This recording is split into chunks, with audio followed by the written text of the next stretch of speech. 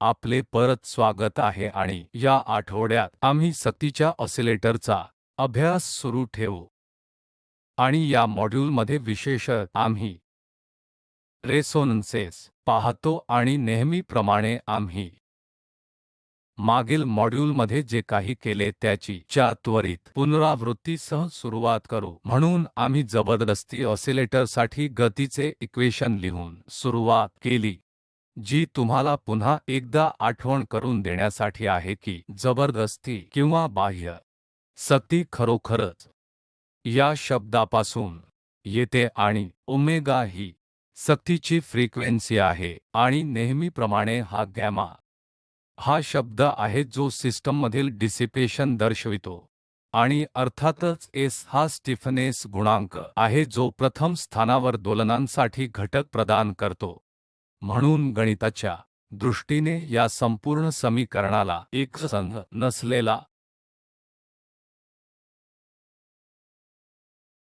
दुसरा क्रम असे म्हटले जाईल कारण त्यात d चौरस x बाय dt वर्गाचा समावेश आहे आणि ते एक सामान्य डिफरन्शियल इक्वेशन आहे म्हणजे आंशिक विफलन समीकरण नाही आणि या प्रकारच्या समोरच्या इक्वेशनच्या वर्गासाठी गणितीय समस्या म्हणून आपल्याला जे माहित आहे ते म्हणजे जेव्हा आपण उपाय लिहिण्याचा प्रयत्न केला सोल्युशनमध्ये प्रत्यक्षात दोन भिन्न भाग आहेत एक म्हणजे ज्याला कॉम्प्लिमेंटरी भाग म्हणतात जो मी येथे xc ने दर्शविला आहे तर हा पूरक भाग संबंधित एकसंध भागाचे समाधान असेल ज्याचा अर्थ असा होईल की या इक्वेशनला एक म्हणूया हे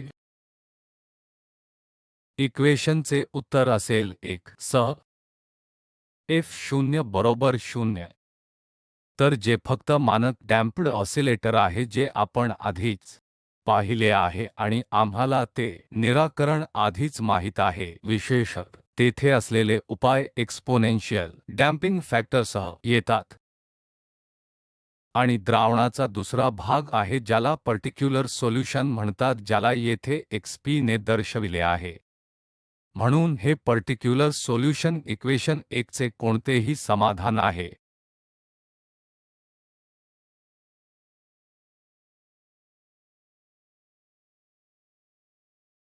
येथे t चे कार्य म्हणून x ने दर्शविलेल्या सामान्य सोल्युशनमध्ये हे दोन भाग असतात पूरक भाग आणि विशिष्ट सोल्युशन तर हे सोल्युशनचे गणितीय वर्णन आहे आम्हाला हे देखील माहित आहे की अतिशय भौतिक विचारांवरून मानार्थ भाग ओलसर सोल्युशन्सशी संबंधित आहे याचा अर्थ ते काही काळानंतर मरतील म्हणून भौतिकदृष्ट्या त्यांना क्षणिक म्हणतात तर आपण लक्षात ठेवा की ते सर्व या e पॉवर वजा pt सह कशा तरी गुणाकार करतात पर्टिक्युलर सोल्युशन असे असेल की ला स्थिर परिस्थिती असे म्हटले जाईल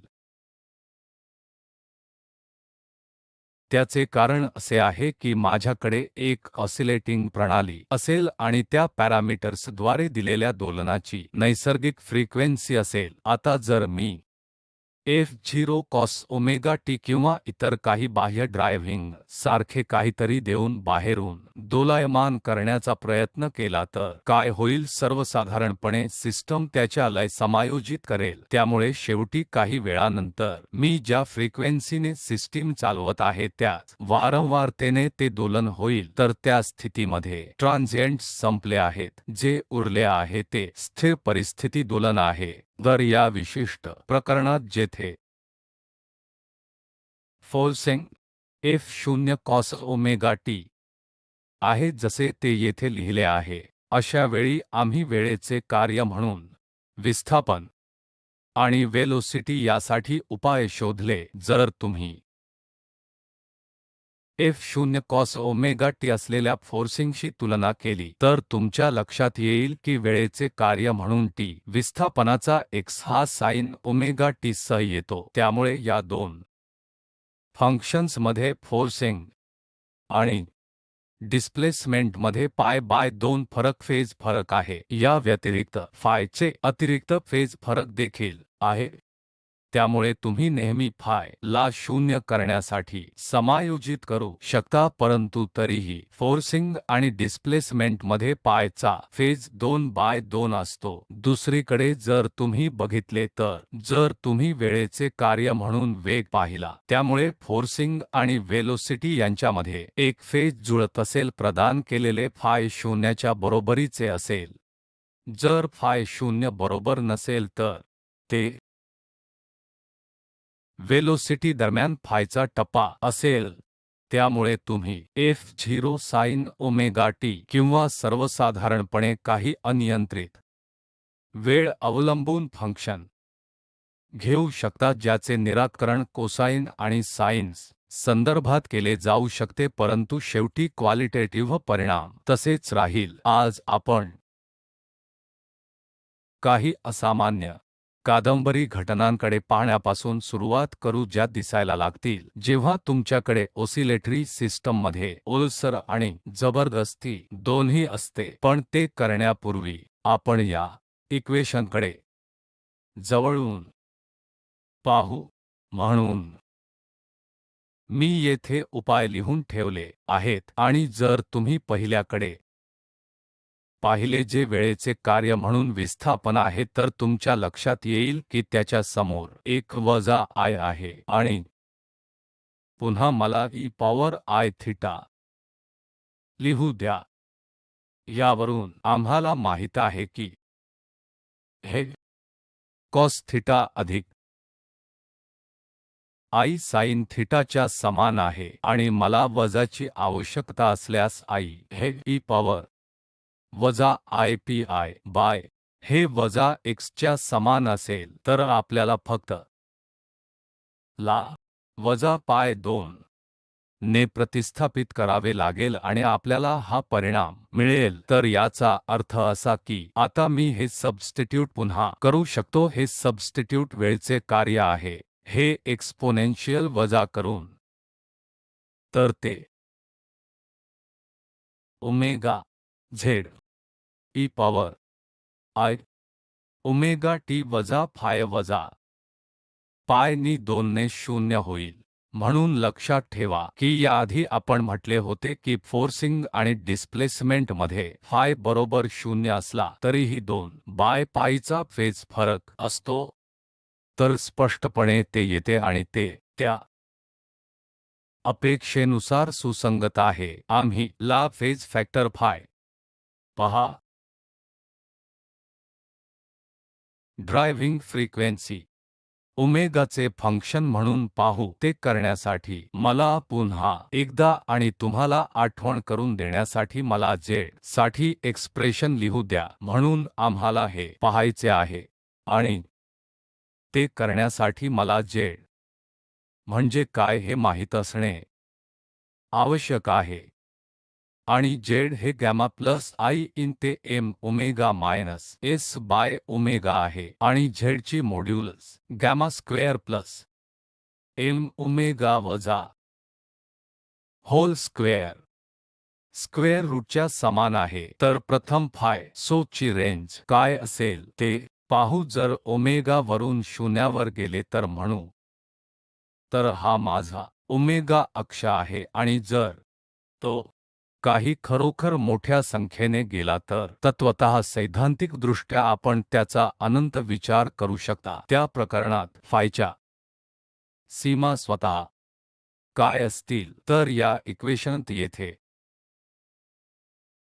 ओमेगा टाकूया असे म्हणूया. जर तुम्ही ओमेगा शून्याकडे झुकत असेल तर डोमिनेंट टर्म ओमेगाद्वारे मायनस s होईल. त्यामुळे ते मला मायनस इन्फिनिटी देईल. त्यामुळे वजा अनंताचा इन्फिनिटी म्हणून टॅन इनवर्स वजा पाई बाय 2 शी संबंधित आहे. त्यामुळे y अक्षावर असणारा फाय उणे पाय वरून काही मोठ्या मूल्यापर्यंत धावेल, जे ओमेगाच्या दुसऱ्या टोकाच्या मूल्याद्वारे निर्धारित केले जाईल. म्हणून ओमेगा अनंताकडे झुकत असताना या एक्सप्रेशनवर पुन्हा m ओमेगाचे वर्चस्व असेल, कारण ओमेगाद्वारे s शून्य होईल, कारण ओमेगा अनंताकडे जाईल आणि m ओमेगा अनंताकडे जाईल. तर अनंताचा टॅन इन्व्हर्स पाई बाय 2 असेल, तर हे वजा पाय बाय 2 वरून अधिक पाय बाय 2 वर जाते आणि मध्ये कुठेतरी जेव्हा या कंसातील क्वांटिटी शून्याच्या बरोबर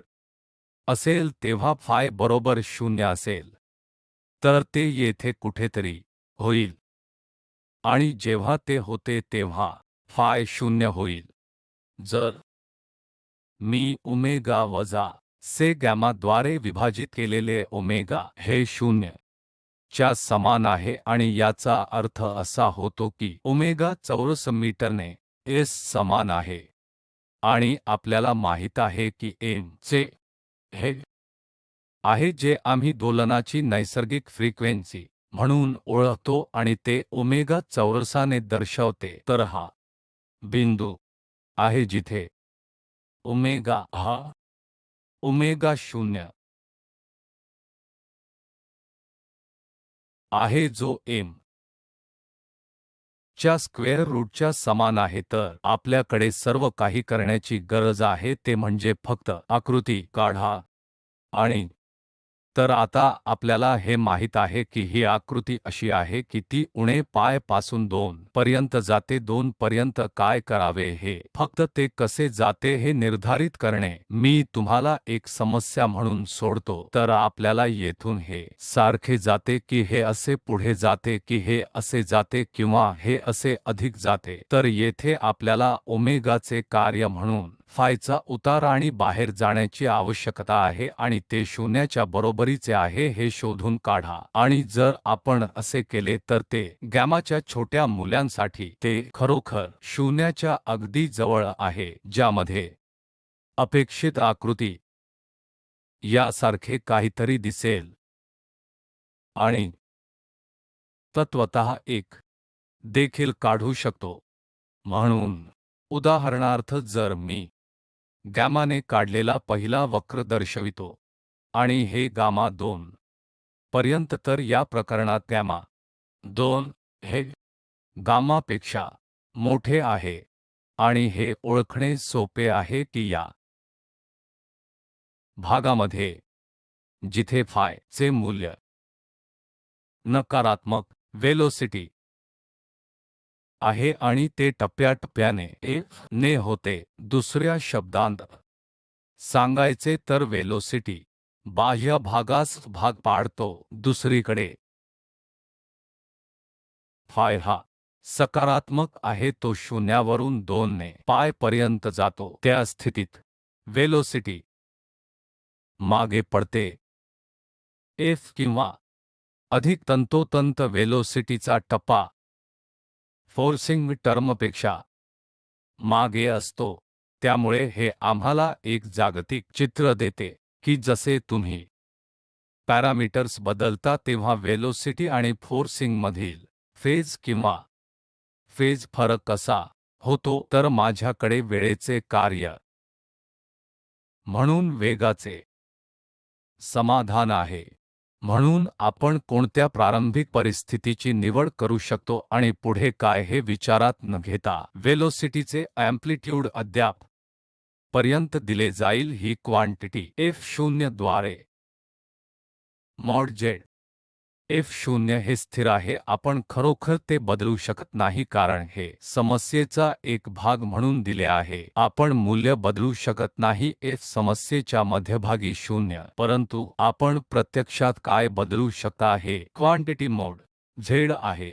इम्पीडन्स जे ड्रायव्हिंग फ्रिक्वेन्सी ओमेगावर अवलंबून असते, त्यामुळे तुम्ही ड्रायव्हिंग फ्रिक्वेन्सी प्रत्यक्षात ट्यून करू शकता. त्यामुळे त्या बाबतीत प्रश्न असा असेल की वेलोसिटीचे अँप्लिट्यूड ड्रायव्हिंग फ्रिक्वेन्सीचे कार्य म्हणून कसे वागते. तर जर हे माझे v मॅक्स असेल तर ड्रायव्हिंग फ्रिक्वेन्सी ओमेगाचे कार्य म्हणून v मॅक्स कसे बदलते. तर हा प्रश्न आहे आणि मॉड z च्या एक्सप्रेशनवरून हे पाहणे खूप सोपे आहे की अँप्लिट्यूडचे कमाल मूल्य जेव्हा भाजक किमान असेल तेव्हा येईल. दुसऱ्या शब्दांत मॉड z द्वारे f0 ची कमाल m मॉड z किमान असेल तेव्हा होईल आणि मॉड z स्वतःच किमान असेल जेव्हा, अर्थातच जेव्हा हे दोन्ही गॅमा आणि या दोन्ही संज्ञा शून्याच्या समान असतील. परंतु नंतर आपल्याला माहित आहे की आपण असे गृहीत धरले आहे की एक डिसिपेशन होईल म्हणून गॅमा शून्याच्या समान नाही, ज्या बाबतीत मॉड z किमान असेल जेव्हा हे क्वांटिटी m ओमेगा वजा s बाय ओमेगा शून्य असेल. तर जरा वेगळ्या पद्धतीने पुन्हा लिहू.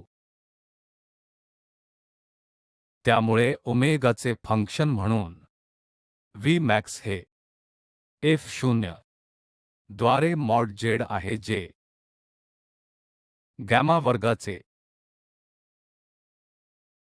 स्क्वेअर रूट भागी m ओमेगा वजा s आणि ओमेगा होल स्क्वेअरने f0 असेल आणि हे एका स्मॉल पुनर्रचना मी ते f0 भागाकार गॅमा स्क्वेअर आणि m स्क्वेअर ओमेगा स्क्वेअरने घ्या. अशा स्थितीत तुम्हाला omega square minus s by m whole square मिळेल. आणि जर तुम्हाला आठवत असेल की s बाय m हा ओमेगा 0 चौरस आहे किंवा ज्याला आपण सिस्टमची नैसर्गिक फ्रिक्वेन्सी म्हणतो डिसिपेशनच्या अनुपस्थितीत जबरदस्तीची अनुपस्थिती. नंतर मी फक्त नोटेशन बदलेन ज्या बाबतीत ही एक्सप्रेशन गॅमा स्क्वेअरच्या स्क्वेअर रूटद्वारे f0 अधिक m square by omega square into omega square minus omega 0 square होईल. तर हे v मॅक्स आहे आणि हे ओमेगाचे कार्य आहे. तर आता आमच्याकडे हे छान फंक्शनल फॉर्ममध्ये आहे. आता आम्ही हे स्केच करू शकतो. तर जेव्हा ओमेगा शून्याच्या समान असेल तेव्हा स्पष्टपणे या क्वांटिटीची कमाल होईल. तर ते स्केच करूया. तर मी v जास्तीत जास्त ला ओमेगाचे कार्य म्हणून प्लॉट करीत आहे आणि येथे मला जे वाटते त्या एक्सप्रेशनवरून हे स्पष्ट आहे की जेव्हा मी हा बिंदू ओमेगा शून्याच्या बरोबरीने म्हणतो तर तो बिंदू असेल ज्यावर v मॅक्सचा मॅक्सिम येईल आणि ड्रायव्हिंगच्या इतर कोणत्याही मूल्यासाठी कमी होईल आणि येथे 2 विसरले जातील तर ते क्वॅड्रॅटिकली कमी होणार आहे. तर कार्यात्मक फॉर्म असे काहीतरी दिसेल. म्हणून या प्रकाराची टाइप आहे ज्यास रिझोनन्स कर्व्ह म्हणतात. तर हे मला खालील महत्त्वपूर्ण भौतिक माहिती सांगते.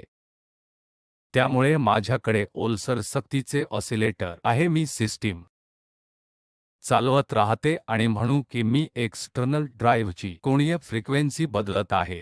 तर काही वेळा जेव्हा एक्सटर्नल ड्राइव्हची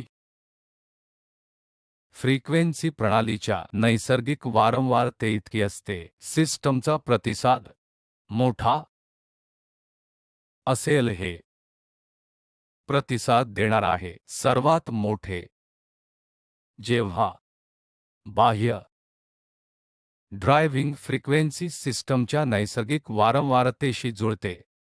ड्राइव्ह फ्रिक्वेन्सीच्या इतर कोणत्याही मूल्यासाठी प्रतिसाद खरोखर लहान असेल आणि क्वॅड्रॅटिकली बंद होईल. तर हे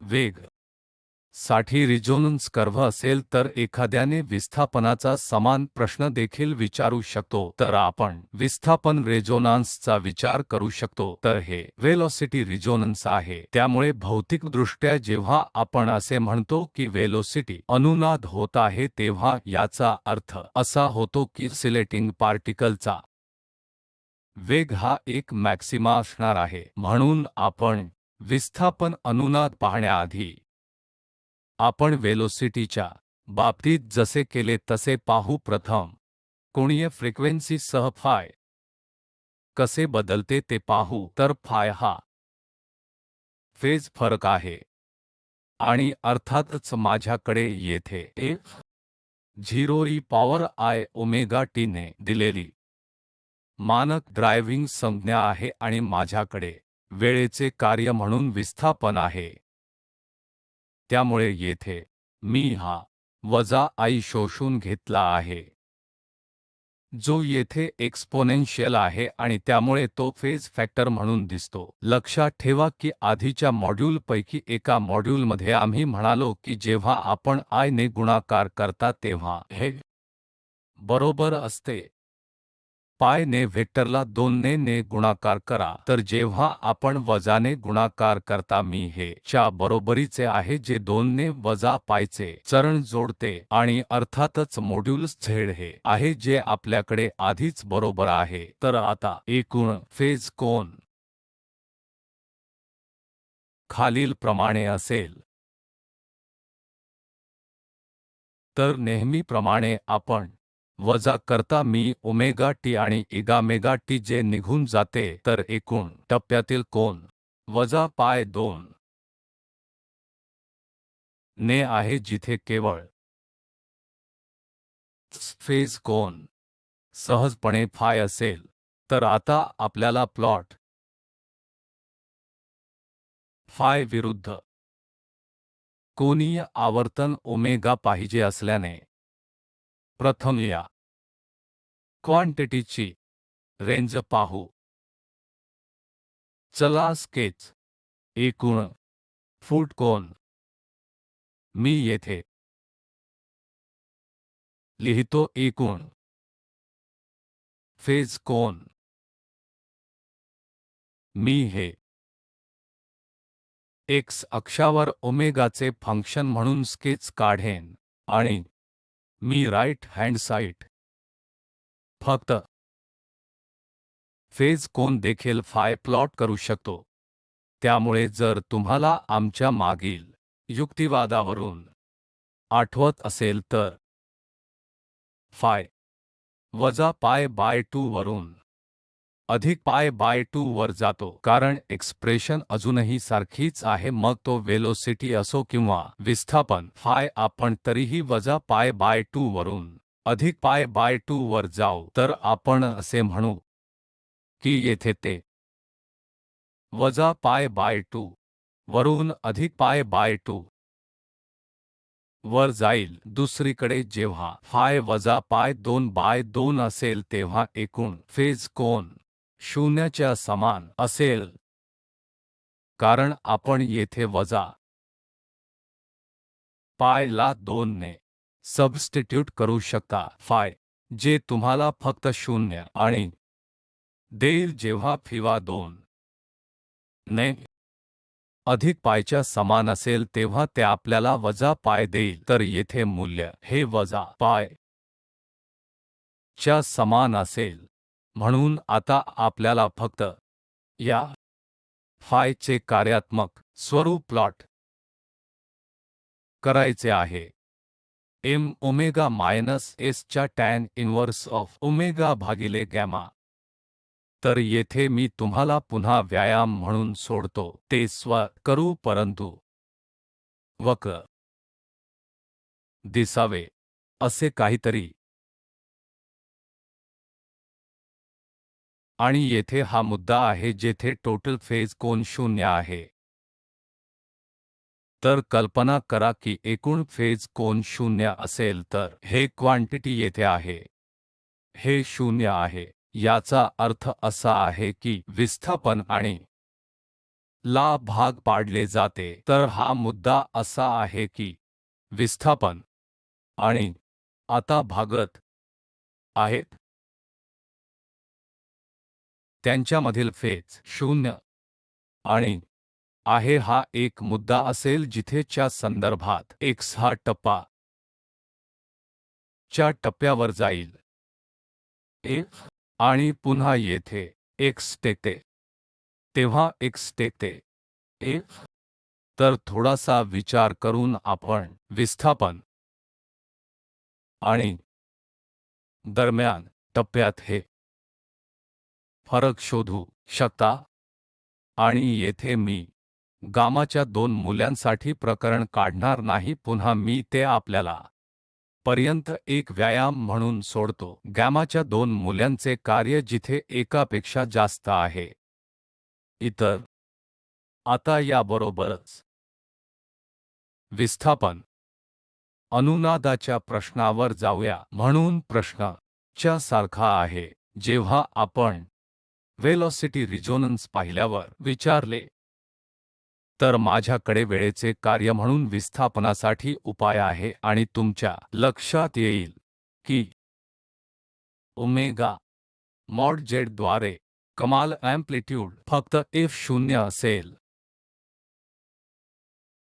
चला लिहूया की ओमेगा मोड Z द्वारे X कमाल F0 असेल. तर इथे पुन्हा प्रश्न तोच आहे, जर मी ओमेगा ट्यूनिंग करत असलो तर जर मी ड्रायव्हिंगची फ्रिक्वेन्सी बदलत असेन तर X मॅक्स कसे बदलेल? लक्षात ठेवा की मागील केसच्या विपरीत येथे प्रश्न थोडा अधिक क्लिष्ट आहे, कारण तुमच्याकडे येथे ओमेगा आहे पण Z च्या या मॉड्यूल्समध्ये ओमेगा देखील आहे. तर आपल्याला ओमेगाच्या संदर्भात हे फंक्शन कमी करण्याची आवश्यकता आहे. नेहमीप्रमाणे युक्तिवाद असा आहे की X कमाल असेल जेव्हा छेद किमान असेल तर भाजक हा ओमेगा मॉड्यूल्स Z आहे. म्हणून आपल्याला येथे किमान भाजक शोधायचा असल्याने आपल्याला ओमेगाच्या संदर्भात भाजकाला 0 आणि ओमेगाच्या मूल्यामध्ये फरक करणे आवश्यक आहे. तर आम्ही हे एका समस्येच्या भागाच्या रूपात करू शकतो, परंतु आपण हे केले तर जे सरळ करण्यास पुढे असेल याचा परिणाम आपल्याला मिळेल ते असे आहे की ओमेगा चौरस ओमेगा 0 चौरस वजा गॅमा 2 चौरस इतके आहे, जिथे ओमेगा 0 चौरस मीटरने आहे, ज्यास सिस्टमची नैसर्गिक फ्रिक्वेन्सी एकतर ओलसरन होता किंवा अंतर्ग्रहण असे म्हणतात. म्हणून या घटकांसह आम्ही स्केचमध्ये प्रकारचे तयार आम्ही विस्थापन रिझोनन्स कर्व्ह रेखाटण्यासाठी तयार आहोत. त्यामुळे येथे तुमच्या लक्षात आले की X मॅक्सचे रेझोनान्स किंवा कमाल मूल्य ओमेगा 0 स्क्वेअरवर नाही तर फ्रिक्वेन्सीच्या मूल्यावर होते, जे ओमेगा 0 स्क्वेअरच्या थोडे खाली आहे. तर तुम्ही पाहू शकता की त्याचा ओमेगा 0 वजा gamma square by 2 me square आहे. तर आपल्याला जे मिळणार आहे ते म्हणजे वक्रांची मालिका, जी असे दिसेल. मी आता आपल्यासाठी ते स्केच काढू. माझ्याकडे विस्थापन रिझोनन्स कर्व्ह रेखाटले आहे. तर आपण लक्षात घ्याल की काही महत्त्वाची वैशिष्ट्ये, एक म्हणजे मॅक्सिम विस्थापनाचे मॅक्सिमेगाच्या मूल्यात होते, जे ओमेगा 0 पेक्षा कमी आहे, आणि हे गॅमा तसेच बदलते. तसेच आपण डिसिपेशन करता येते, अधिकतम मूल्य अर्थात कमी होते, जे आपल्याला मधून नैसर्गिक अंतर्ज्ञानातून अपेक्षित असेल. फक्त या वक्राचा अर्थ शारीरिकरित्या सांगण्यासाठी आपल्याला असे सांगितले आहे की आपल्याकडे एक ऑसिलेटिंग प्रणाली असल्यास जी डॅम्प्ड आहे आणि आपण त्यास काही कोणीय फ्रिक्वेन्सीसह चालवत आहात, आणि जर आपण कोणीय फ्रिक्वेन्सी बदलत असाल तर सिस्टमचा प्रतिसाद महान होईल. येथे प्रतिसाद दोलनाच्या अँप्लिट्यूडच्या अंशात मोजला जाईल. दोलनाचे अँप्लिट्यूड ड्रायव्हिंग फ्रिक्वेन्सीच्या किमतीवर सर्वात मोठे असेल, जे सिस्टमच्या नैसर्गिक फ्रिक्वेन्सीपेक्षा किंचित कमी आहे. तर याला विस्थापन अनुनाद किंवा असे म्हटले जाईल. या मॉड्यूलचा सारांश करण्यासाठी आपण जे पाहिले ते आहे आम्ही वर पाहिले संचालित डॅम्प्ड ऑसिलेटर साठी आपण प्राप्त केलेले दोन्ही उपाय म्हणजे आपण विस्थापनाचे कार्य वेळ आणि वेलोसिटी असे फंक्शन म्हणून पाहिले आहे आणि मी सिस्टीम चालवत असलेल्या कोणीय फ्रिक्वेन्सी ट्यून केल्यास काय होते ते आम्ही जवळून पाहण्याचा प्रयत्न केला तर तुम्ही ओमेगाचे कार्य म्हणून वेलोसिटी आणि फॉर मधला टप्पा बघता आणि तुमच्या समोर येथे रेखाटले आहे त्यामुळे ओमेगा शून्याच्या खाली फ्रिक्वेन्सी मूल्यांची रेंज आहे ही नैसर्गिक फ्रिक्वेन्सी आहे जिथे वेग टप्प्याच्या दृष्टीने f ने जातो आणि जर ड्रायव्हिंग फ्रिक्वेन्सी नैसर्गिक फ्रिक्वेन्सीपेक्षा मोठी असेल तर v वेलोसिटी टप्प्यात ड्रायव्हिंग फ्रिक्वेन्सी मागे पडते आणि ते वेगाच्या प्रश्नाशी संबंधित आहे आणि आम्ही वेलोसिटी अनुनादची कल्पना देखील पाहिली तर तुम्ही विचारता की वेगाचा कमाल अँप्लिट्यूड किती आहे तो ड्रायव्हिंग फ्रिक्वेन्सीसह कसा बदलतो मनोरंजकपणे असे दिसून आले की जेव्हा नैसर्गिक फ्रिक्वेन्सी ड्रायव्हिंग फ्रिक्वेन्सी वेलोसिटीच्या बरोबरीची असते तेव्हा वेगाचे अँप्लिट्यूड कमाल असते आणि वेळेचे कार्य म्हणून सुमारे विस्थापनाबद्दल अगदी समान प्रश्न विचारले जाऊ शकतात तर आम्ही ते केले तर आम्ही पाहिले की फेज कोन ओमेगाचे कार्य म्हणून किती बदलते तर पुन्हा तो वक्र आहे जो आहे आपल्या समोर रेखाटले आणि आम्ही विस्थापन अनुनादाच्या कल्पनेकडे देखील पाहिले पुढील मॉड्यूलमध्ये आपण पाहूया की आपण परिमाणात्मक वर्णन कसे करू शकतो या रेसोनन्सेस बद्दल तर आपण यापूर्वी पाहिलेल्या Q मूल्यांच्या किंवा Q घटकांच्या कल्पनेकडे परत येईल